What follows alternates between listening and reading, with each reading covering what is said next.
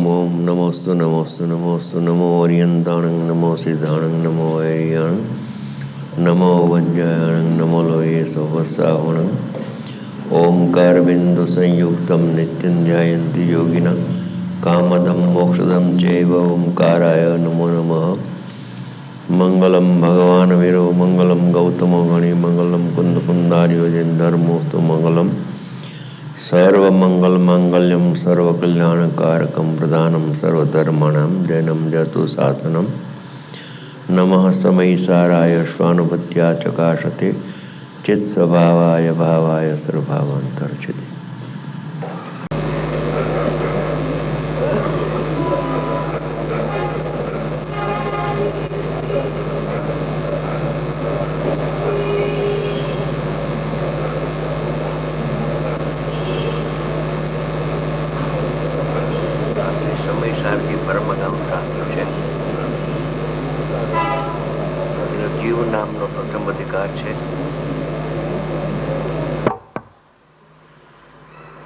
એની 31 નંબરની ગાથા છે.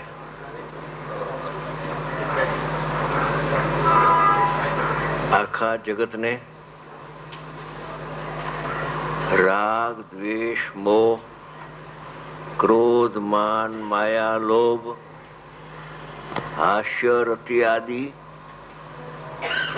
જે કષાય ભાવો છે, કષાયના ભેદ તીવ્ર અને મંદ, પણ એ કષાય ભાવો છે એ દોષ લાગે છે. એ તો દોષ છે, પર્યાયમાં ઉત્પન્ન થાય. ક્રોધાદી ભાવો એ તો દોષ છે અને એનું ફળ તો દુઃખ છે. રાગ ઉત્પન્ન થાય તો દોષ છે, વિતરાગ ભાવ ઉત્પન્ન થાય તે ગુણ છે. આ વાતની ખબર જગતના બધા જીવોને છે.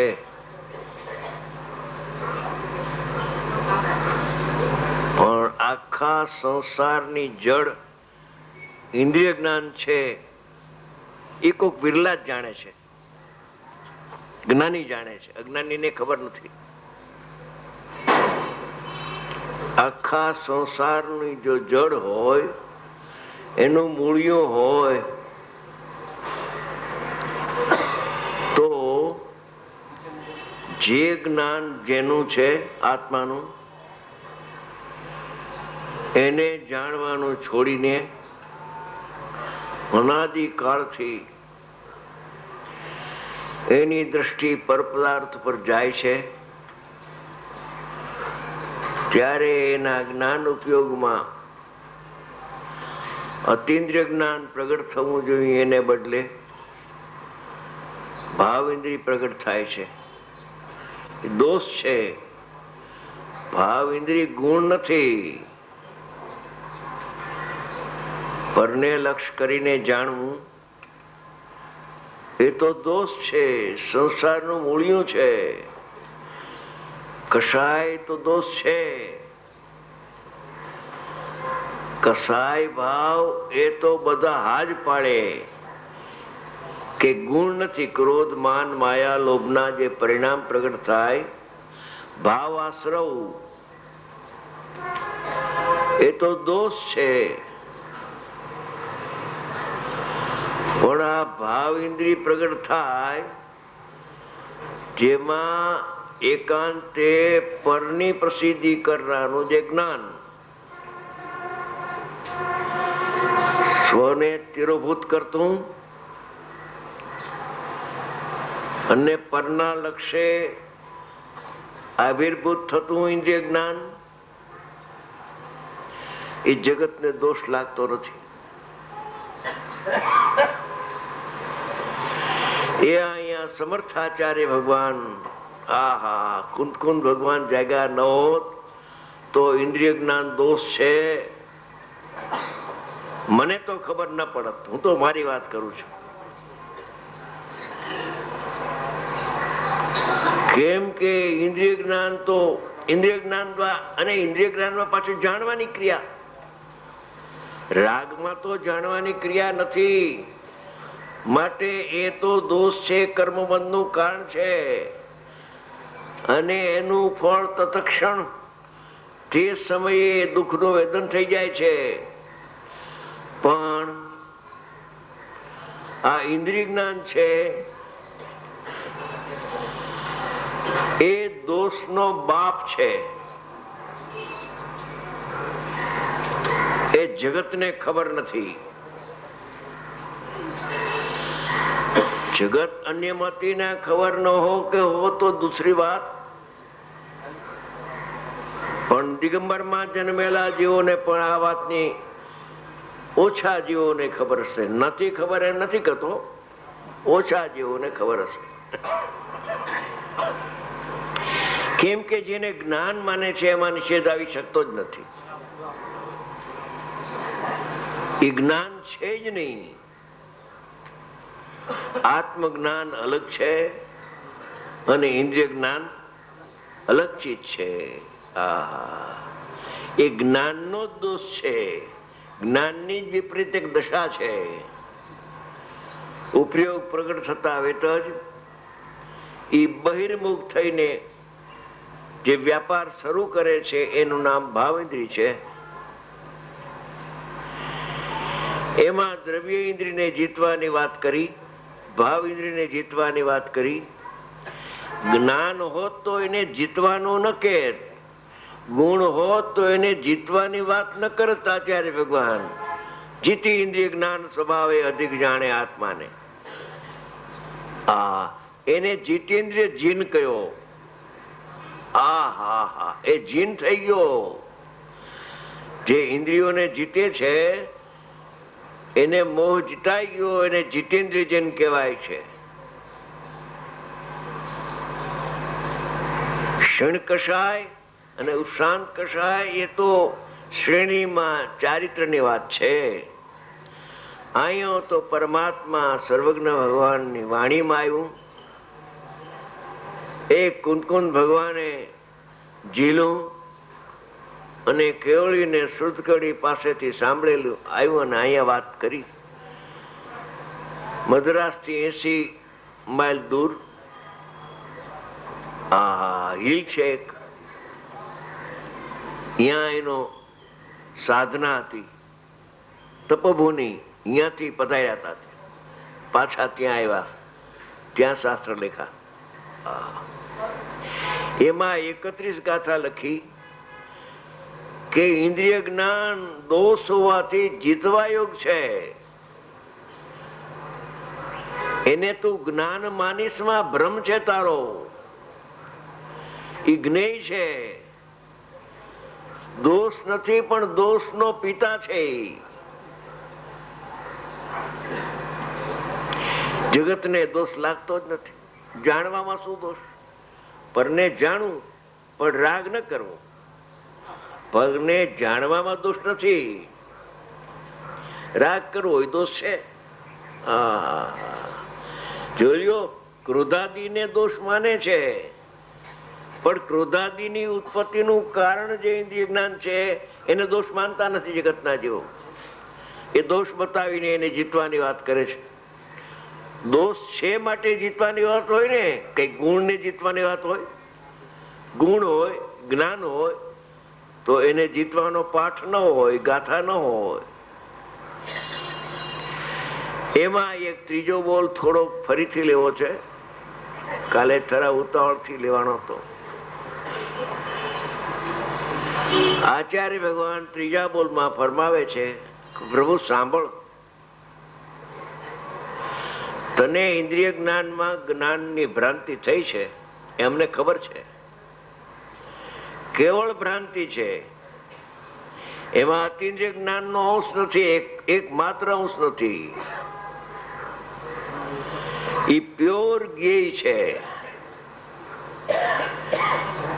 જ્ઞેય તો છે પણ ભિન્ન રૂપ જ્ઞેય છે, સર્વથા ભિન્ન છે.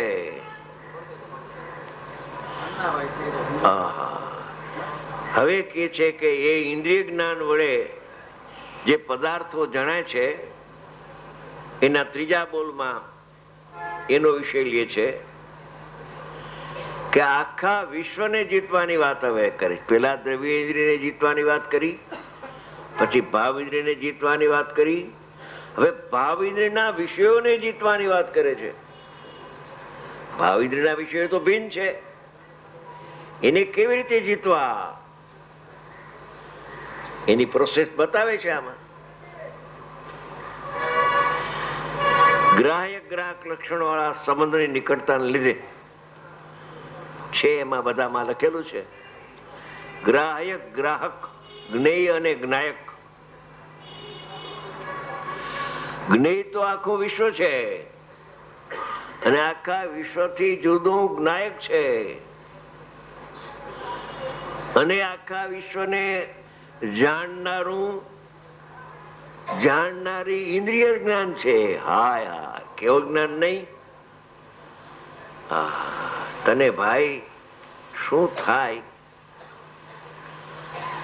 આ કઈ માત્ર કહેવાથી વળે એવું નથી, પણ ખૂબ ઊંડાણથી એનું મંથન ભેદ જ્ઞાનમાં ઊંડો ઉતરે તો ખબર પડે એવું છે. ગ્રાહક ગ્રાહક, જ્ઞેય અને જ્ઞાયક. આખું વિશ્વ પરજ્ઞેય છે, સ્વજ્ઞેય છે, જ્ઞાયક અહીંયા છે, જ્ઞાન અહીંયા છે, અને જ્ઞેય પણ. આ ત્રણ ભેદ કરો તો ત્રણેય ભેદ અહીંયા છે, ભેદ ન કરો તો અભેદ એક અહીંયા છે. અને આત્માથી ભિન્ન જેટલું વિશ્વ છે, 6 દ્રવ્ય, લોક અને અલોક, એ બધું આખું વિશ્વ એ જ્ઞાનનો વિષય છે કે ઇન્દ્રિય જ્ઞાનનો વિષય છે? એની આ ચર્ચા આમાં છે, લખી છે એ વાંચી સંભાળો. ઘેરે જઈને અભ્યાસ કરજો બધા. મારા ઘરની વાત જરાય કહેતો નથી. આ વિતરાગની ગાદી ઉપર બેસીને વાત કરું છું. જરાય વિપરીત વાત આવે તો પેલું નુકસાન મને થાય છે.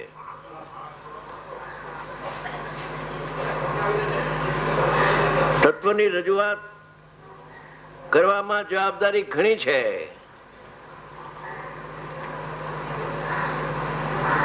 અહીંયા આચાર્ય ભગવાન ફરમાવે છે કે ગ્રાહક ગ્રાહક લક્ષણ વાળા સંબંધની નિકટતાને લીધે આ જ્ઞાતા જ્ઞેયનો એવો એક વ્યવહાર છે. જ્ઞાતા અને જ્ઞાનનો એક વ્યવહાર પ્રતિભાસની અપેક્ષા એને જાણે છે એવો વ્યવહાર ઉભો થાય છે. એ સંબંધની નિકટતાને લીધે, નજદીકતા લીધે, જેવો એટલે આખો વિશ્વ પોતાના સંવેદન સાથે પરસ્પર એક જેવા થઈ ગયેલા દેખાય છે. એ જ્ઞાનની પર્યાયમાં આખું વિશ્વ પ્રતિભાસે છે, ભૂત ભવિષ્ય વર્તમાન 3 કાળના પર્યાય સહિત. આ વિષય આખો પ્રવર્તન સારમાં છે. પુરુષાર્થ સિદ્ધિ ઉપાયની પહેલી ગાથામાં છે, સમયસારની બીજી ગાથામાં છે, પ્રવર્તન સારની 124 ગાથામાં છે, પંચાધ્યાયની 140 થી 45 ગાથામાં છે.